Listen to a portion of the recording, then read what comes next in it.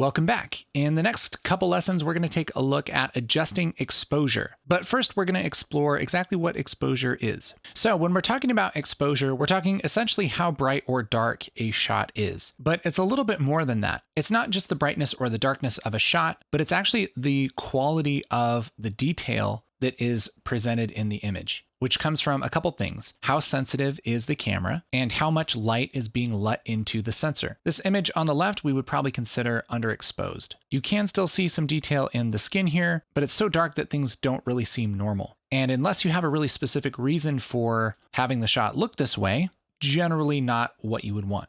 On the other side, we have an example of an overexposed image. This is an image that is so bright that everything just kind of turns white. You don't really see any detail back here on the ground. You can't really even tell where she is. I assume maybe at the beach or something, but I can't really tell if this is sand or water or what's going on. We're losing a lot of detail up in the hair, and things are just generally too bright. Again, there might be reasons why you'd want to do this. This does kind of give you a certain kind of dreamy feel, but for the majority of your shots, you probably don't want it this bright. And that brings us to the middle, which is really nice exposure. The skin tones look normal. The subject, the lady here, is nice and bright. It's very easy to see what's going on. The colors look pleasing. The background, other things that we don't really want to focus on are significantly darker. This is good exposure. And again, just like a lot of the concepts that we're going to be looking at in this training, this isn't a hard and fast rule that you always want your exposure to look something like this in the middle. But generally, if you don't have a reason maybe that the story calls for, or a certain feeling that you're trying to get across, a well-exposed image should look